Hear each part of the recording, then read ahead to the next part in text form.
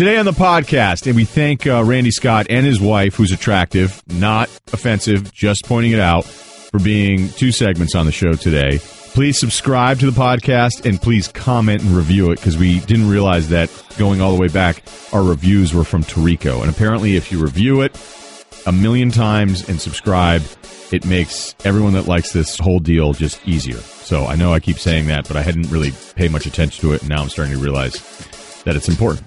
Rick DiPietro, also talking hockey and LeBron. He does a comparison there. Dave McMenamin talks to us about LeBron's long-term plans, and it doesn't seem like staying in Cleveland for the rest of his career is what's going to happen. The Ryen Russillo Show podcast.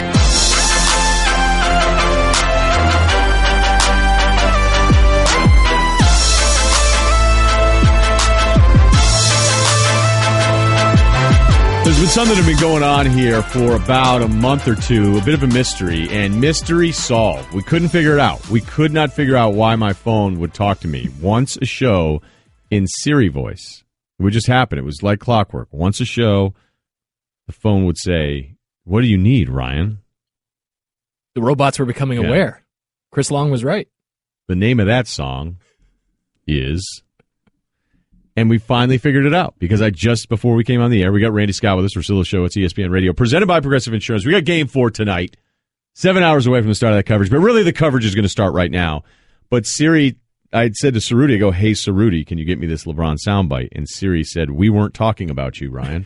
Yeah. So Siri has thought every time I said Cerruti, and if I said it a little quick, a little rushed, maybe a little slurred, Siri just chimes right in. So there you go. Mystery solved. That's been going on for months. Once a show. What was that? I didn't get that, Ryan. Yeah. That's good. I was glad I was here to get to see it. The weather today is disappointing. Cerruti should be flattered.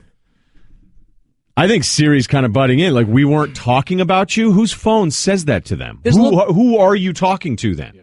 Attitude with Siri. It needs work. You remember the first week when people had Siri and they thought it was hilarious? Like, everybody's hanging out drinking. They'd be like, "Hey, Siri. Where's the closest place for?" I remember they were like, "Oh my God, an answer!" I'm not familiar with that, Doug. You ever ask Siri for jokes? No. You want to try it? Not live on the radio. Okay. No. She gets off color. It's not good. I think it's a bad call that you told me to stop doing that. All right, it is time for Straight Talk, brought to you by Straight Talk Wireless. Best phones, best networks, half the cost, and no contracts. And this show is loaded with guests. PJ Carlosimo, also Rick DiPietro, who's going to join us in studio. And a little bit later, we were trying to get somebody from that 07 Cavs team, and we wanted to talk LeBron. Really, all I wanted to do was see if somebody from the 07 Cavs would say they would sweep the Warriors. That was it. We tried Danielle Marshall. I texted Wally Zerbiak, haven't heard back. Could have a wrong number. But all the other stuff is just sort of in the way because that's what this is. And I'll ask you this question to start the show because it's kind of making the rounds. A sweep of LeBron and the Cavs. We know what it means for Golden State, but what does it mean for LeBron? Yeah, he's been swept before. So we've seen this from him. You mentioned the 07 team specifically. I know you're doing it to be funny, but I mean, this Cavs team is the second best team of this generation. It just happens to be going against the best team of this generation. When did the generation start then? I don't know. Are we going like millennials? Because are you telling me this Cavs team right now is better than the Celtics team of 08, 09, 2010? Yes. I'm not sure about that. I'm positive that this Cavs team wouldn't lose to Kobe and Pau Gasol in 2010. Just as a comparison. Yeah, but they had no Perk, dude. No. Perk was couldn't grab a rebound for the last 5 minutes of that team. For LeBron, I think LeBron supporters would read far more into it if he were to avoid the sweep than I think level-headed basketball fans, of which I would consider you in that group. So you would take this Cavs team over the Kobe team that won back-to-back 2009 and 2010? I would, in like 5, maybe 6. So you would rank it how? Cavs, Lakers, Celtics, or would you put the Lakers ahead of the Celtics from that group ahead of a Lakers team that won twice and they lost 2 in the finals? Because to me, that Lakers 2010 group, I mean... Just not impressed. No. Dismissive. Yeah, but... They smashed. The Celtics smashed them in 08. The Celtics smashed them through the better part of that series, but you know what I mean? Like, that's why that Celtics dynasty was on its last leg. Well, it wasn't really a dynasty. Look, we're just trying to talk modern era here teams that are really, really good. it's Golden State. You're putting Cleveland ahead of anybody in, say, the last 10 years. Yes, I am. And I don't dismiss LeBron and what he's done. You look at his numbers in this finals, amazing. The 39 points in the last game. He's run into the wall in the fourth quarter because this team can't keep up with the pace of the Warriors. So it doesn't, to me, dismiss LeBron or water him down at all if he does lose tonight. If he wins, it also doesn't do that much for me either.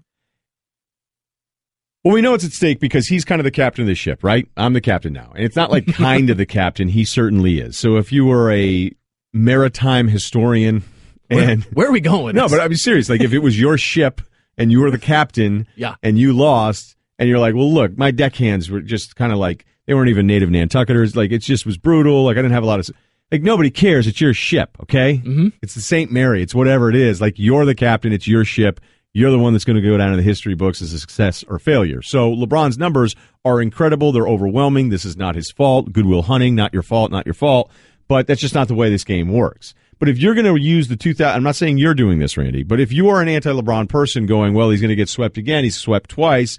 If you're using 07 against LeBron, then we can't be friends. We're just not going to get along. There's going to be things you say, you're going to bother me. You're going to ask to stop at the ATM on the way downtown to a restaurant. You're going to be the guy when I unlock the door, you're going to pull the handle and I'm going to have to lock it and then unlock it again. Like if you're using the 07 sweep against LeBron and who he is, then in my opinion, you just don't get it. This one, yes, is different. But I think in 2 years, are we really going to go, hey, LeBron, MJ, we're Magic, debating all these guys, and then somebody goes, oh, yeah, that's right, he was swept, as opposed to if he wins tonight and loses in 5, we're supposed to look at him differently? He was asked this question yesterday. Getting one tomorrow, how important would that be for you, whether it be, to stop history, to avoid a sweep, whatever the case?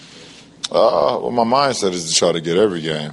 And tomorrow is another important opportunity for us and for myself, obviously, to continue the series. It's been a long season, and you hate for it to end this way.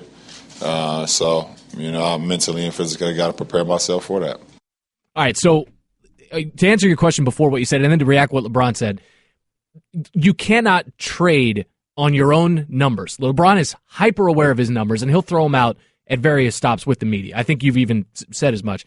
But you also then can't say, well, plus minus, we're minus 12 in the 2 minutes I'm off the floor. Not that he throws that out specifically, but he's also hyper aware of the shortcomings of his supporting cast. So you can't trade in both areas. Okay, before you ask me the next part of this, right, You're absolutely right, because he did that yesterday as well. Obviously, I hate the fact that, we're not able to, just try to keep the leads. And if I come out the game, or not even keep the leads, just sustain it. And I hate it for my teammates. I hate it for myself. I hate it for everybody that's involved. And, we just got to find better ways to, as a collective unit, having the right pieces out on the floor, or the guys that's on the floor, they have to do their job and try to do it at a high level, no matter who's out on the floor, and something we have to figure out. Oh, it's unfortunate for everybody involved. All these underperforming teammates of mine who are involved. I sense some, I don't know, I wouldn't call it hate, but No. You think he's taking a shot at those guys, or he's making sure everyone's aware I don't have enough help. Well, what do you, there are people who are going to say that is great leadership from LeBron. He's communicating to his teammates through the media a little bit. He's letting them know they need to be a little bit better. But back to your original point about, I don't want to use the L word, but for his, how we're going to talk about it in 2 years, all right? The scenario that you laid out. If he goes for, let's say, transcendent 50, if he goes for 45, 50 tonight, and it's a winning effort, and he drags this team to a win, and then they get boat raced out in Oakland in Game 5, that to me does stand out in terms of, the whole question is, does it matter? That matters more to me because that's one of these, crazy performances, a la what got them to the 07 finals. The problem that we have with all of this stuff, Randy, the Russillo Show, Straight Talk Wireless, nationwide coverage on America's largest and most dependable 4G LTE networks, is that I can look at it the way I look at it, but it'd be wrong for me to assume that everybody's going to look at it the exact same way I do. I mean, it's just not the way any of this stuff works. Forget sports, everything, your everyday walk of life. So I wouldn't sit here 2 years later and start going, well, LeBron, 15 years, one of the 3 greatest players ever. Yeah. But he did get swept a second time. And then somebody's like, no, that's right. He didn't get swept. He lost in 5. I'd be like, oh, yeah. he's better than I thought. Like, there's so much other evidence that we should get here. I wanted to have Cerruti jump in if he can real quick, because Cerruti, I think you completely disagree with me on this. Like, you feel like sweep 5 games actually matters. Does it matter to you, or are you talking about the people that don't like LeBron? No, it doesn't matter to me at all. I still think LeBron is great no matter what, but 10 years from now, people are going to be like, oh, hey, remember those 2 series he got swept in, even if he was completely outmatched, because those are like the Jordan lovers that are always going to try to find a way to put LeBron down, even though it's dumb. Yeah. Right, but so that, like, kind of back to the original point, that we just can't be friends. With that guy, yeah. That's fine. Not you guys. No, Cerruti and I agree. Thank goodness, because Siri needs to. You know who that guy is, by the way? That guy's Freeze Pops. He would say, oh, LeBron Freeze Pops, would you say that? Like 2 years from now, say 12 Bud Heavies in with your buddies, and you start debating legacies, and make sure I get an invite to that one. What would you say to Murph and OD? LeBron can't win the big one. Yeah. He's done it. He's done it a handful of times. Like, man, it's taken, you know what? And your boy, Tom Brady, has gotten me around to this way of thinking, because I used to be Jordan 6-0, Montana 4-0 guy. You know, Brady lost to the Super Bowl. LeBron lost to the finals. I used to be that guy, but Brady convinced me. And you, Freeze Pops, your fandom convinced me that getting to the Super Bowl is impressive in its own right, and the same for LeBron. Well, he got to 5, so the argument's over. 5 rings. Is Bradshaw better than Elway then, Randy? I don't know, man. I'm not here for that. You do know. Missed me on that. The Ryen Russillo Show. Russillo. So last night, no hoops. I'm watching Sox Yanks, Price. That was fun for about 40 minutes. And then, throw on Game 5, and it got ugly quick. So, Randy, why don't you start with Rick here about where you're at angst-wise?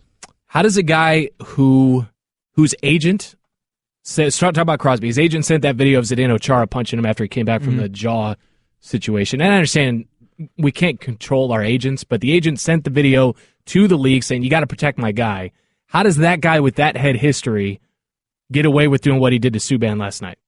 Well, he does have a history of doing stuff like that. I mean, if you remember what he did against Ottawa, where he pretty much just took off Mathod's pinky finger. Yeah. But I just think same month he hit O'Reilly in the junk from behind. He did. And I think you get in certain situations where I think people would argue because he's so great, you don't need to do that extracurricular stuff.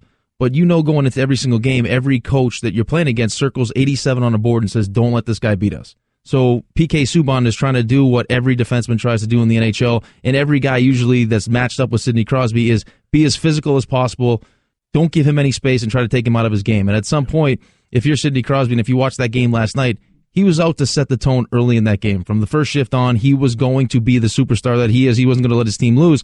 And I think he just got into a situation where he was like, you know what, enough is enough. Like, this team is trying to be physical with our team. I'm the captain. I'm the leader. I'm not going to stand for it. And I was actually making the case a couple days ago after Game 1 of Cleveland Golden State that if I'm Cleveland and I'm one of the guys on that team, you get 6 fouls. Like, you go after the heart and soul of that team. Somebody get physical with Draymond Green, because it worked last year. When he got suspended and all of a sudden LeBron James decided he was going to be the bully in the series, the whole series changed. And I think that was kind of what Sidney Crosby was doing last night was, listen, PK Subban is their emotional leader. He's an agitator. I've had enough.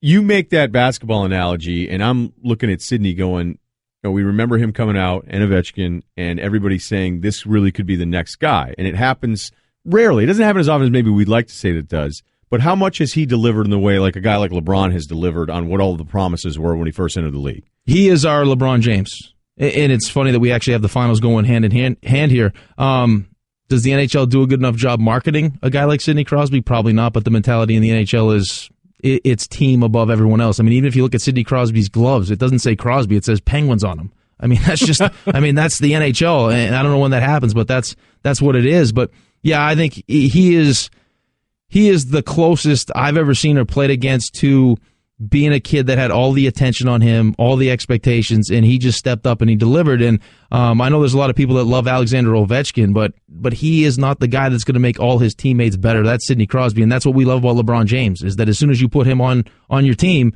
you're instantly going to have a team that's going to be competing for championships. Like, I could make the argument if the Sidney Crosby and Alexander Ovechkin changed teams right now, the Washington Capitals would have Stanley Cups. Whoa, okay. Randy's, I don't know. The reason we brought this up, Randy, we don't know if we're going to take you too seriously on any of these things because you're a Caps fan. Right. And I would argue that Crosby's had a better supporting cast than Ovechkin ever has, but Randy's losing his mind. Is my point, let me ask you, have players, have you recently seen the Washington Capitals?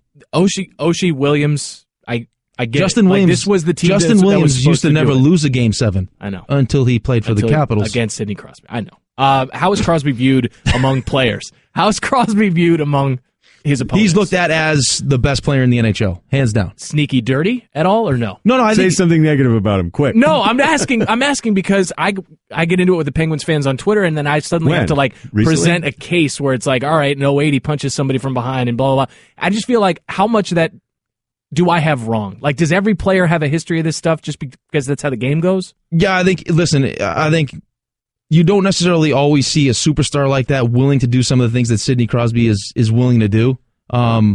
We actually did our show before I came on yours, and Chris Canty was asked the same question, and I said, there's been plenty of guys I've played with, Keith Tkachuk, Bill Guerin. I was told stories. This is one of the coolest parts about actually being a professional athlete, is getting a chance to be coached by guys that played back in the day, or, Marty Howe was my assistant coach when I first turned pro. So I would sit around and just ask him Gordie Howe stories. And Gordie Howe is arguably one of the best players ever to play the game. I mean, there's Wayne Gretzky and then there's everybody else. But, I mean, he would tell me that because Gordie Howe was so interested in sending younger players a message, that he'd take a face-off, and if he looked up and he'd never taken a face-off against you before, he wouldn't try to win the face-off. He'd just stick you in the face.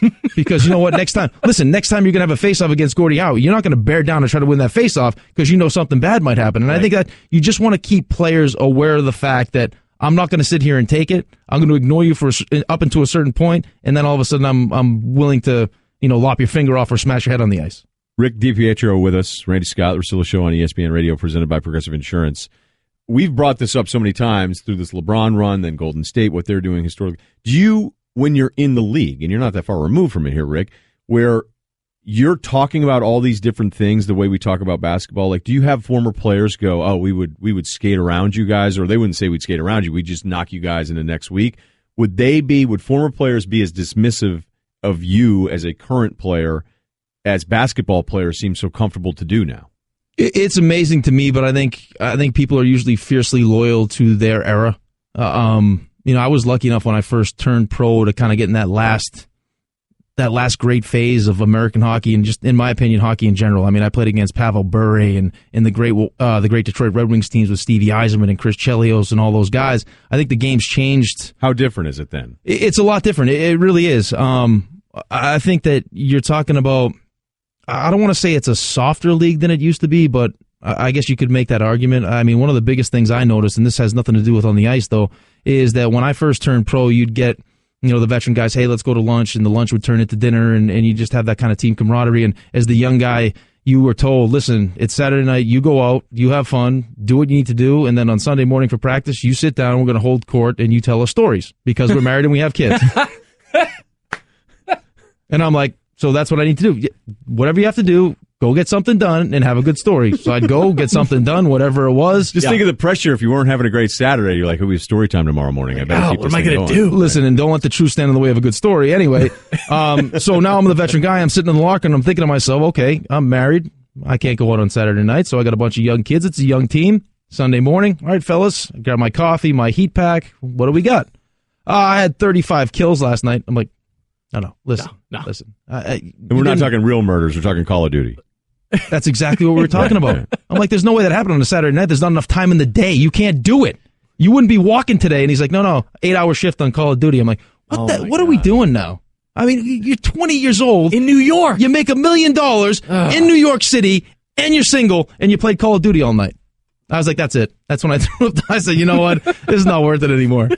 So kids that are listening in their 20s that live in Manhattan, go out on Saturday. Yes, right? Please. Take the headset off. That's from Rick. By the way, I know it's not this weekend you're doing it, but Sundays it's noon to 3 Eastern, the locker room. The locker room, yes. That you're part of with all former, no guys like me getting in the way. And I got to tell you, the times I've heard you, and you have to drive it, that is not easy. And guys are on ISDN, you do a great job with that. Seriously. I appreciate that. Was one of my crowning achievements. I got Antoine Walker to admit that the Miami Heat, after they won that championship, spent $150,000 at a strip club. $150,000 at a strip club. Was it next year each night in the playoffs? Because that team was done. Thanks a lot, man. I appreciate it. Oh, before I go, do we have to go to break quick? Yeah. I have a present for you. Quickly, Oh, my before we go to break. So here it is. No problem. I got it for you. All right. I think you'll like it. It says, I'd flex, but I like this shirt. Terrific. That's great. And I showed respect. I didn't get a medium. I got one that you could actually wear to the gym or wherever you want to wear it. Oh, this is nice, man. Yeah, and I think it even XL tall. So we'll see. We'll try to shrink this one up a bit. Thanks, man. That's awesome. That's really cool. Shrink it up. Game 4 tonight.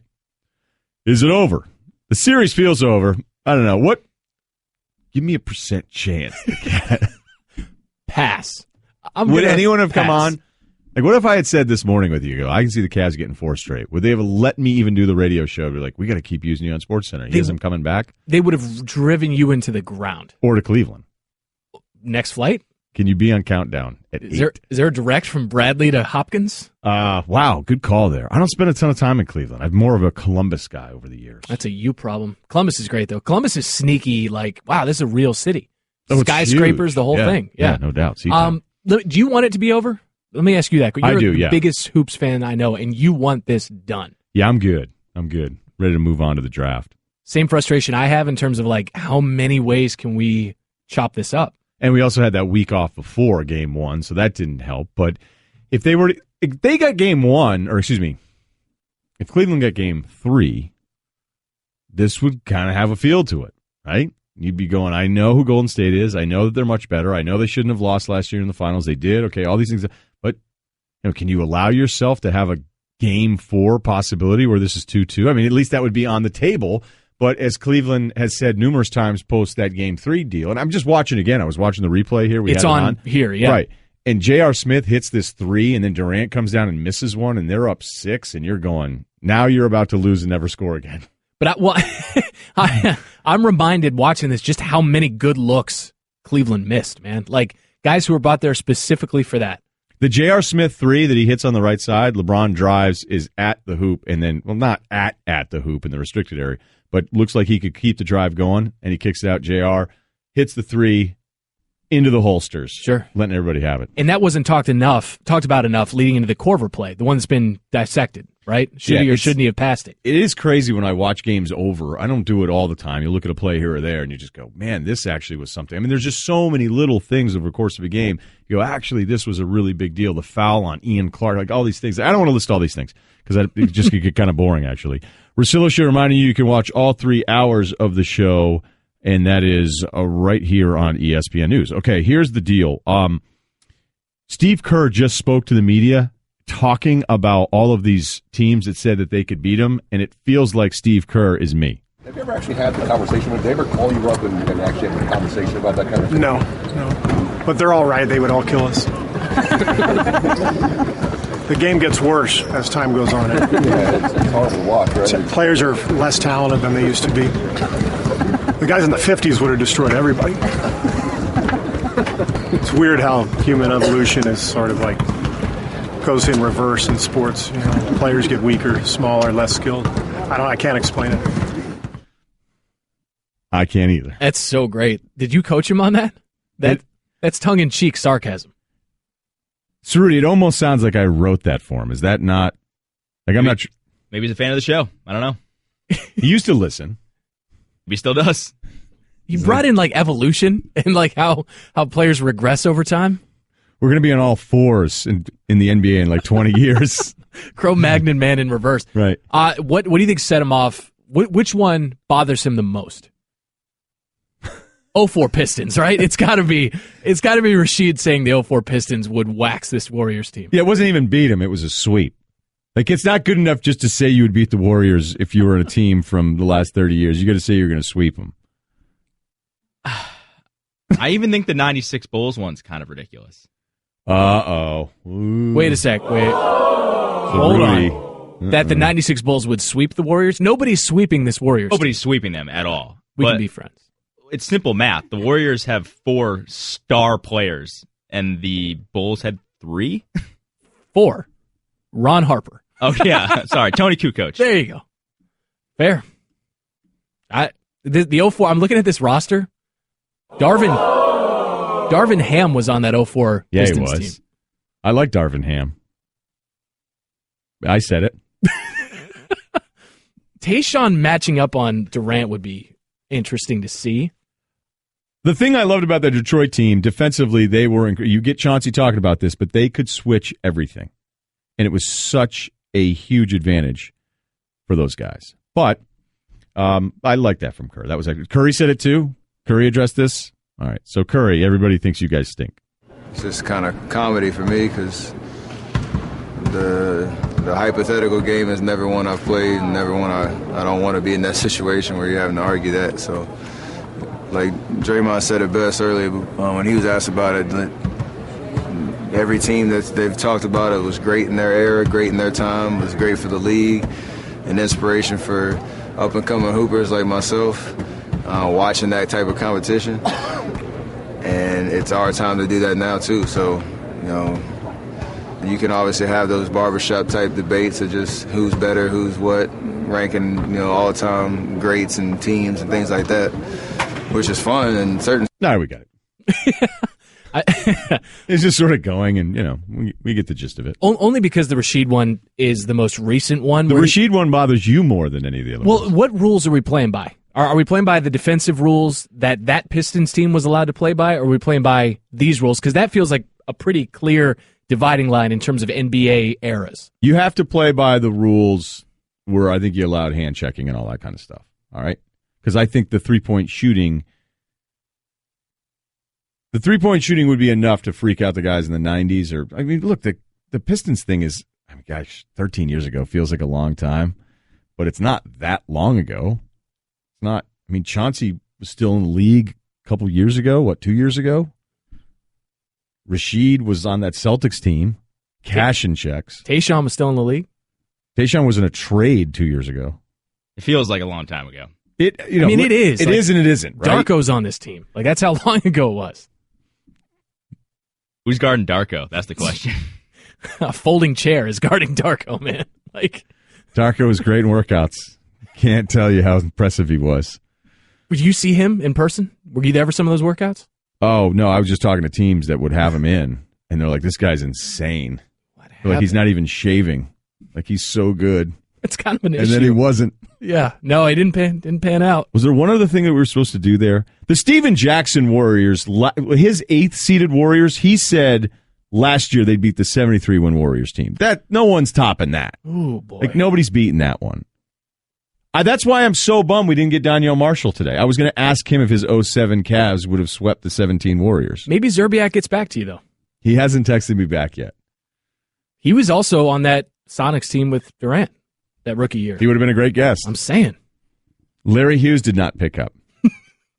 Do we call Boobie Gibson? He's on his ranch. What about Ira Newble? Can we just call him? No? These sound like name generator, made up names. I'm sorry. I'm sure Ira Newble was on the Cavs. I just don't know. Yeah. Was he on the 07 Cavs? Do I dare go back? How about this tease? Was Ira Newble on that 07 Cavs? Find out next with Randy Scott, Russillo Show on ESPN Radio. The Ryen Russillo Show. Russillo.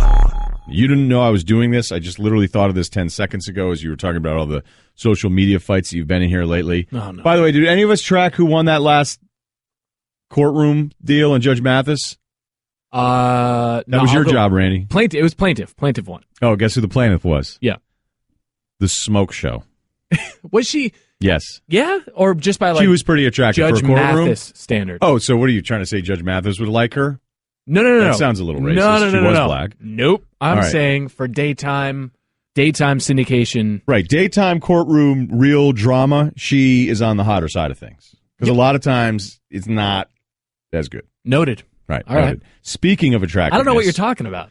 Now, I don't know. We got a girl in pink, skinnier. We have another girl not as skinny, but has a great hair deal going on.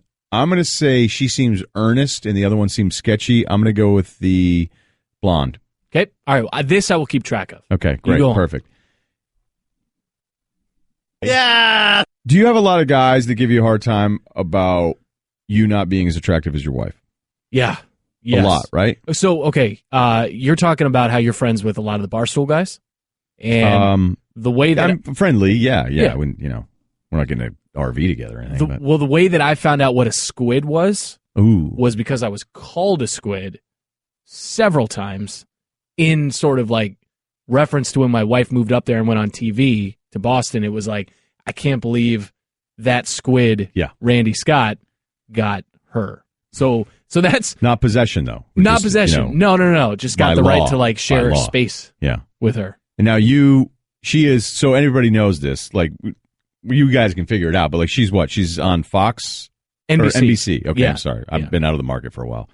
So she is local, she's straight news, right? Yeah. Not weather. She's not there for her looks and doing weather, pointing to a cloud here or there. I got home and I was like, hey, what happened with I just called it the Comey thing.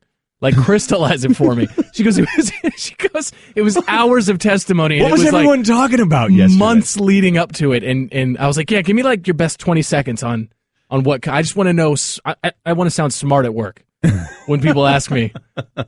Just tell me what to think. She was like, all right, well. What was her brief synopsis of the Comey thing? That he used certain words a certain number of times and like, there's going to be a statement by the other side and just kind that of was a big deal it. Then for them. At NBC, that was a big deal for her. What, 6 o'clock? Huge. Is she doing the 6? She's doing the 6. Whoa. Yeah.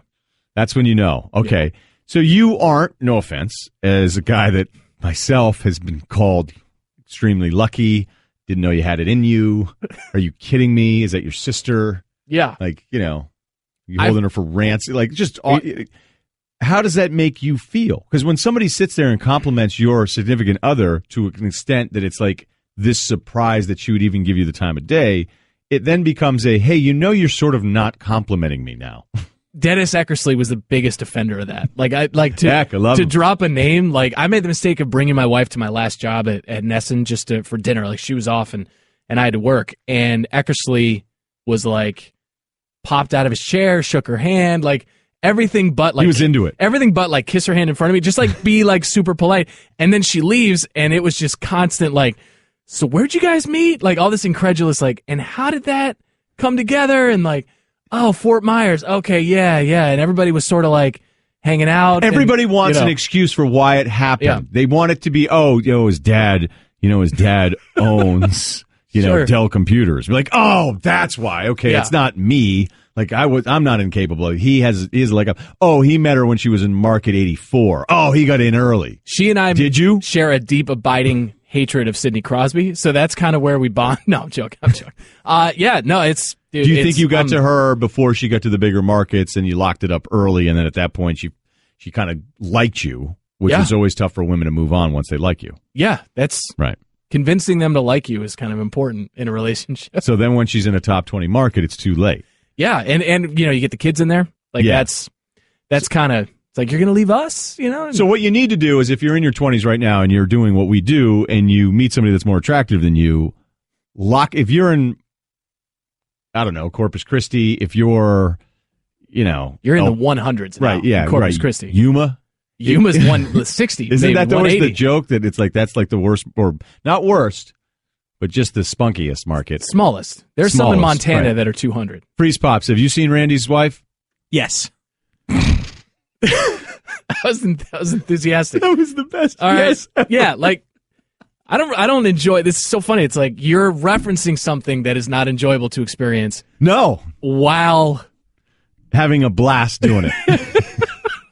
Yeah, like Freeze Pops, do you feel like it seems like you have more content? Yeah, Freeze Pop, are you an avid watcher of She does a good job. NBC when you're home? Good. Yeah, she does. She's really good. She's really smart. When we met in Fort Myers, there wasn't a ton of that among the people we hung out with. It was more like folks who were just sort of passing through and she was not one of those like if it bleeds it leads kind of people in the local market.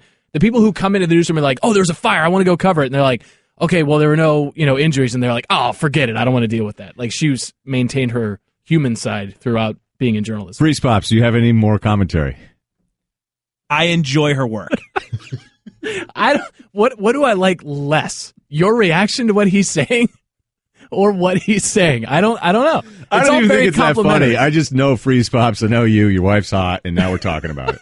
So, there you go. I can't wait to play this back for you.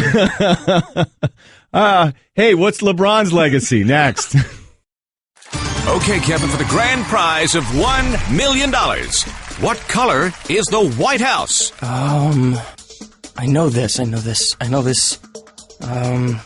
seconds. Oh, switching to Geico could save you a bunch of money on car insurance? Okay. Judges? That's true, Kevin. They'll allow it. Congratulations. You're a winner. Woo! Geico, because saving 15% or more on car insurance is always a great answer. We have to start with this, Dave McMenamin. Part of the package you put together for SportsCenter shows you talking about three-point shooting, and I think you looked pretty happy to be able to show off your range. Very good touch, and the shot went down. How do you feel about yourself? I feel great about this question and great way to start the interview. That was actually like 2 years in the making. I did some piece when the Cavs made the finals in 2015. I did a shooting competition with James Jones, and it was the worst edit job in history, human history. I was actually beating him in the shooting competition, but whatever editors back in Bristol got their hands on it, edited it, so the only shots you saw from me were misses, and the only shots from James were makes. And so we've been doing these, up-to-date segments. They want urgency. They want different looks than the rather regular stand-ups. And so my super producer, Melinda Adams, and I were like, all right, this is the chance to make up for that terrible edit job a couple years ago. You know what, though, I love about that is that's so true, is that all of us that are on air, there's like a tier we're in, and there's the mess with him tier, and then there's like 7 guys that are above it. So you knew that was going to happen. If Van Pelt had done that package, it would have just been Rainmakers from the corner. And it's Dave McMenamin, it's Russillo. If Greeny, Greeny, they would have edited and make him look bad because it's just Greeny. But so you played in college, though? Yeah, I played collegiately at University of Limerick in Ireland. I was also a manager for the Syracuse team. Wasn't quite good enough to make D1 championship team. Wait a minute, you played basketball in Limerick? Yeah. All 4 years? Like, what was that like? No. I only played 1 year. So I studied abroad my junior year. And they were allowed to have 2 Americans on the team. So I made the squad. Maybe probably like 7 or 8 Americans tried out. So okay, made the squad. And I don't want you to take this the wrong way, but I'm wondering, was it if you tried out for Syracuse, then you had to have been decent enough to not like there's people that try out and there's people that are delusional. Is it easy to make a team in Limerick? It was a lot easier to make it than the team in Syracuse. Well, that I should have figured out on my own. Like, how good or bad was it? Like D3 competition equivalent. D3? In the States. So by how many points would that Limerick team beat these Warriors? Oh, very good. I like that turn of subject, Randy. No, we were a very good team, though. We made the Final Four in Ireland, which is only a 16-team tournament, so we won a couple games, but that was a fun experience. Made a Final Four run in college. That's all it is. You have a ring? Two of them. I got a ring from Syracuse. I was a manager in 2003. We won it all. So I got a ring from that. I got a T-shirt from the Limerick Final Four run. I hope you still have that T-shirt. All right, we're talking with Dave McMenamin, ESPN.com. Help us understand all the different LeBron things that we're hearing. He's being asked these questions, so I always have to remind myself of that, but some of the answers feel like it's him accepting defeat. Some people would say he's making excuses, or maybe sometimes he's just sitting back and being honest to what he's being asked. How would you describe his tone in comments the last few days? When he was propping up the Warriors going into the series, I was struggling with, is he trying to build them up to inform the public that, hey, this is a really good team, manage your expectations here, except that if the Cavs lose, it's not because we failed. It's because we went up against a team that would beat just about any team in NBA history. Or was he pumping them up to inevitably beat them and then have that championship seem all the more special and powerful than just a normal championship? I think what we're seeing, it is the former. He believed from the very start that they were outmatched. He's seeing it now. And he's being very gracious with the media because he doesn't want this one to fall on his personal list of failures. And, listen, the guy's going to most likely end up being the first guy in NBA Finals history to average triple-double for the series.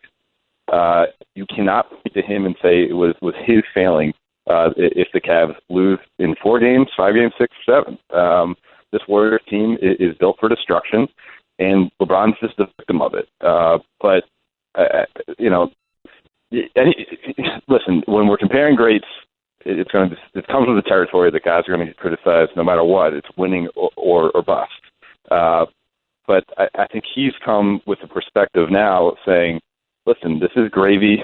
He already said earlier in the playoffs that I have nothing left to prove. I'm leaving it out there on the court. If you have a problem with it, that's tough for you because I'm very comfortable with the way I've approached this postseason.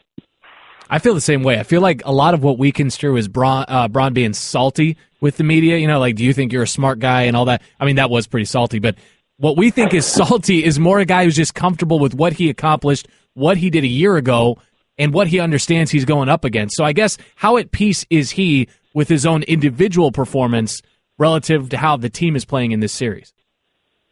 Well, I mean, I think, one, yes, he's certainly comfortable with his decision to pass to Kyle Korver. He's been doing it since he was passing to Jamin Jones and Danielle Marshall. This is nothing new. Two, I think the way he embraced passing Michael Jordan in the all-time playoff scoring mark in the Boston series is pretty atypical of the way he has embraced the milestones that he's started to accumulate over the last couple of years. It's always like, oh, I'll look back at that when my career's over, but maybe he saw the Warriors coming down the tunnel, and he's like, you know what, this is my moment to be, recognized and to be appreciated for what I continue to do in this game, and I'm going to relish it because there's probably not going to be another moment in the finals, and I think that's okay. We all have to recognize our limitations. I think that's part of emotional intelligence, and that speaks to people, I think, being mature in what matters. And it's not like he's cutting corners against this Warriors team. He's giving it his best shot. We watched one of the best finals games of the last 10 years in Game 3. Just didn't go the Cavs' way at the end, and maybe this is Kevin Durant's time. He joined a 73-win team. He had already lost to LeBron James in the finals 5 years ago. This is just the way things are going to go. And if anybody looks at this final series and says, wow, LeBron James didn't show up, but wow, LeBron James, wow, he really didn't do anything with the talent around him. What a shame. They just don't understand basketball, and they're just trying to hate him just for the sake of hating. Dave, something that does bother me, though, about the lead up to this, and I think you understand my position on LeBron. I'm the furthest thing from LeBron hater, but I didn't believe them when he was saying, hey, Golden State's better, we're better. I didn't think Cleveland was better. I thought the East was so much worse. I thought defensively they never proved anything in the regular season, and they didn't prove it getting through those three teams. And so when people are asking for adjustments or, okay, what's wrong with this bench, a bench that people were talking about as being an advantage going into the finals, like, yes, a large part of this is all because of who Golden State is, but did those guys perhaps overrate themselves? I know where you're coming from, Ryan, here, and I think yes, because I bought into it to some extent. Because I'm talking to guys like Kyrie Irving, James Jones, 14-year veteran. They're telling me in the Boston series that this is the best team I've ever played on, and it will probably be the best team I ever play on moving forward. And James Jones has been on some great teams, and obviously Kyrie is on the championship team. And I'm like, if these guys believe that belief can carry them, because I saw the way it carried them in last year's finals. But yeah, I think they were probably talking themselves into it more than it was actual fact. And Darren Williams is a complete no-show, 0 for 11 in the final. Iman Shumpert, while I thought he played some admirable defense on Kevin Durant at times, especially in Game 2, he is not providing any two-way game. He's not scoring. Richard Jefferson has fallen off a cliff in these finals. Unless LeBron and Kyrie play at that plus level, which you saw in Game 3, but we didn't see out of Kyrie certainly in Games 1 and 2, Cavs don't have a shot. And, Brian Windhorst and I talked to about 30 league executives over the last couple of days and put together a story that's up on ESPN.com right now. And what direction do the Cavs go in? It's kind of a quagmire because they stay together. They're probably going to get to the 4th straight finals. But it's going to cost them $150 million to do that, to stay together, and they're probably going to lose again. So perhaps you have to think of something radical and then hope it works, because, the Warriors right now are just set up to win for the short term, for the long term, and really shut out the other 29 teams from having a shot at winning the championship. Talking with Dave McMenamin, our ESPN Cavs reporter. And Dave, it doesn't get more radical, to borrow that word, than blowing up, as Willie Colon suggested, the big three here, if it is a sweep. And I'm not saying that is the case, but even Jalen Rose, and there's starting to be some whisper that maybe LeBron isn't long for Cleveland. Maybe he's the member of the big three that's the first domino to sort of move out of the way here. What more, I guess, could you say about I don't know, not likelihood because it seems so far-fetched, but what would that do for this franchise? Yeah, well, I don't know if it's so far-fetched. There was never a guarantee when LeBron came back to Cleveland that he was coming back here to retire. And it became quite clear when he went on the record with Howard Beck of Bleacher Report last year and spoke about the desire to one day play with Chris Paul, Dwayne Wade, Carmelo Anthony before his career is up, that, that destination very well might not be Cleveland to make that happen. And so that opened up the door for the possibility of him leaving. I've been on radio interviews really for over a year now and said that I don't think he's going to end his career in Cleveland. It's just a matter of when that happens. And when this summer happened and he signed a 2-year deal guaranteed +1, I looked at it as like he's definitely in Cleveland 2 more years, but after that, all bets are off. And really, what more does he owe this franchise? Now, as long as they are in a position to win, I don't think he's walking away. But if there's some drop-off next year or, say they do trade Kevin Love or something like that, and whoever they get back, it doesn't work out, and they regress. Well, then he had a great run in Cleveland on the second stint, and then he can go to somewhere else and finish off his career, most likely in L.A., either be the Clippers or the Lakers. And there's nothing wrong with that. This is the era of free agency. This is the era of, again, LeBron believing I have nothing left to prove to the public, so I'm going to do something for myself should I choose to do so. And that could very well be the way we see the final chapter of career play out. Enjoy it tonight, Dave. I really appreciate all your help throughout the year, all right? Of course. Thanks, guys. Okay, there you go. The Ryen Russillo Show. Any update from St. Louis? Yes.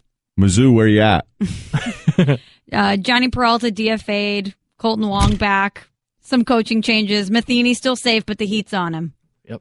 Toasted raviolis, still delicious. Still amazing. Yep. Wait a minute, that's a St. Louis thing? You guys claiming that? We own it. Well, Toasted ravioli, that's a St. Louis thing. You invented it? Yes. I feel like Italy would probably have a... Toasted ravioli? They don't own ovens in ravioli? It's a St. Louis thing, dude. In Italy? Okay. All right, give me some literature on that. I'll pull up some stats, okay? I just have a hard time believing that it took raviolis to make it all the way to St. Louis before somebody said, you know what? Let's toast these let's toast them up. There's barbecue in St. Louis, too, right? Don't you guys? Incredible barbecue. What else are you claiming? I think Gooey St. Louis. butter cake, that's ours. Anheuser-Busch, Have it. we own it. Oh, no, the Busch part's good. I feel like Anheuser-Busch is international now. I meant the gooey cake It is, thing. but come on. I think St. Louis Mo. St. Louis is a good time. St. Louis ranks number 1 in stuff they claim. That's what I'm Says a hearing. guy who lived in Boston. Ooh. No, Boston doesn't want to claim most stuff. Boston's like, good. They don't even want to go to... I'm a traveler. All of my Boston friends, we were trying to talk about weather the other day, right? We were just all going back and forth. We were arguing all the different weather things, and the Boston guys are insufferable.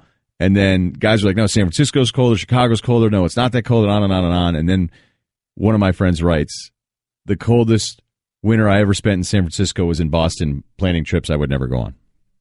Did that make any sense to you? They never go anywhere. They never go anywhere. Yeah. All right. So, look, you can throw the anti-Boston stuff at me as much as you want, Smallman. I'm going to agree with you on some of the stuff. All right. Right. So, it's like tea? right. Nah. Hey, and congrats on getting Colt Wong back in the game. Hey, thanks. Quick Google. Sure. Toasted ravioli, or breaded and deep-fried ravioli, is an appetizer created and popularized in St. Louis, Missouri. Whoa. Right. Whoa. Well, it must be true. It was on the internet. Cool. Just one day, a guy sitting there holding a ravioli, and he's looking at this breaded... what could we do? This unhealthy thing in my one hand, how can I make it less healthy for me? Deep fry it. This isn't going to be healthy for the Cavs fans out there. They're going to hate this stuff because it's going to be all summer. I'm just telling you, Cavs fans, prepare for this. Prepare for this offseason of...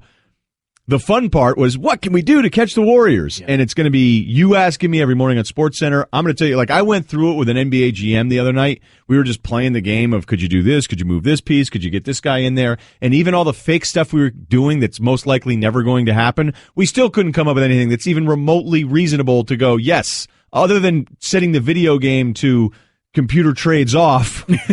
There's really not much that I think is even close to happening this offseason to help it happen. But you're starting to hear this more and more, and McMenamin even mentioned it, that if you think LeBron came back to Cleveland and retire there, that was never the plan. There was never a guarantee when LeBron came back to Cleveland that he was coming back here to retire. And it became quite clear when he went on the record with Howard Beck of Bleacher Report last year and spoke about the desire to one day play with Chris Paul, Dwayne Wade, Carmelo Anthony before his career is up, that, that destination very well might not be Cleveland to make that happen. And so that opened up the door for the possibility of him leaving. I've been on radio interviews really for over a year now and said that I don't think he's going to end his career in Cleveland. It's just a matter of when that happens. And when this summer happened and he signed a 2-year deal guaranteed +1, I looked at it like he's definitely in Cleveland 2 more years. But after that, all bets are off. And really, what more does he owe this franchise? Now, as long as they are in a position to win, I don't think he's walking away. But if there's some drop-off next year or, say they do trade Kevin Love or something like that, and whoever they get back, it doesn't work out and they regress. Well, then he had a great run in Cleveland on the second stint, and then he can go to somewhere else and finish off his career, most likely in L.A., either be the Clippers or the Lakers. And there's nothing wrong with that. This is the era of free agency. This is the era of, again, LeBron believing I have nothing left to prove to the public, so I'm going to do something for myself should I choose to do so. And that could very well be the way we see the final chapter of career play out. What's the contract situation, not only for LeBron, but for the team? Like, I feel like they're in cap hell, but I'm just saying that because they are. They are. They are so up against it. And now the player options can play in here a little differently, but Gilbert, and I've said this even when LeBron was there the first time around, and everybody used to say, they never did anything. They did a ton for him. They never turned down money. Money was never an excuse, and you can say, they went after the wrong people. They were always doing those deals to flip one bad contract for the slightly better player with a worse contract to try to prove it to LeBron, and obviously that never works out. He bounces to Miami. But when he came back, he's been doing these short-term contracts, and as of now, he's 31, 32, and then $36 million, but he can opt out of that. So he could be a free agent 1 year from now in 2018. How much is the salary cap going up? They're way over the cap. They are even after it goes up. Right. After it goes up, the projections, 108. At first we thought it was going to be north of that. I know that they could be off by a few million. They usually are a little bit before the projection, but I mean it's not so far off that it's absurd. Yeah.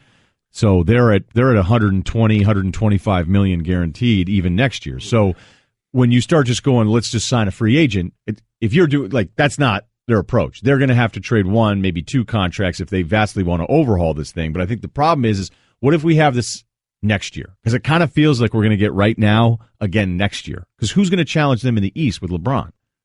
It depends where Lowry goes. I mean, there are no, could Paul George go elsewhere in the East? I think if he goes anywhere, he goes out west. But there's some dust that needs to settle this summer before we can really hand it to the Cavs. I'm sorry. I don't want to hammer you here on a Friday afternoon. You really think where Kyle Lowry goes dictates the landscape of the East next year? I'm not ready to hand it. I see the way this series is going for the Cavs has the potential to have a hangover next season. I could see that. Oh, I see what you're doing here. You know you're what I mean? Doing their exhausted 8 straight finals, let down.